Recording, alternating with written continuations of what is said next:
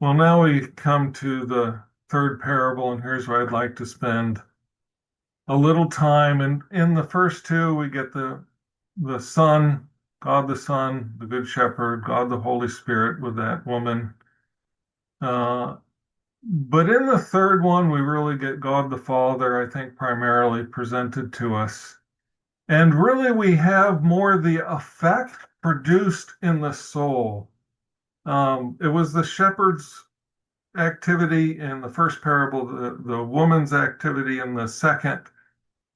But now we're going to get not only uh, the activity of God in the soul, but we're going to get it seen in its actual detail and result in the life of a sinner and of a lost one with this prodigal son.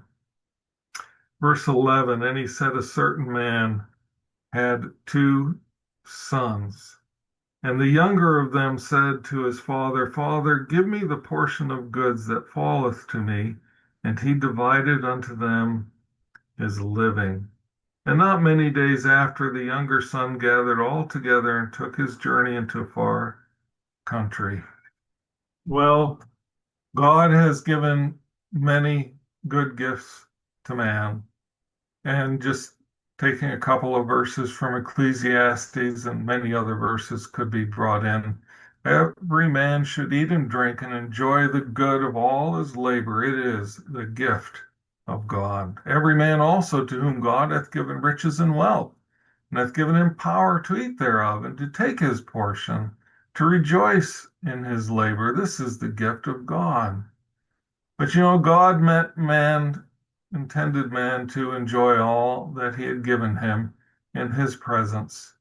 But when man fell into sin, the last place he wanted to be was in the presence of God. His bad conscience brought him into the place, his wicked works brought him into the place of alienation and in enmity with God. And so the son wanted what he had from his father, but he did not want it in his presence. He wanted it at a distance from him.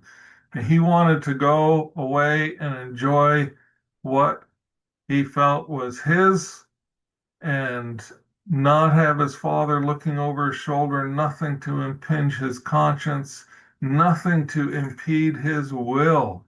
He didn't want anything to be a barrier to his own will. And that really is the root principle of sin, self will.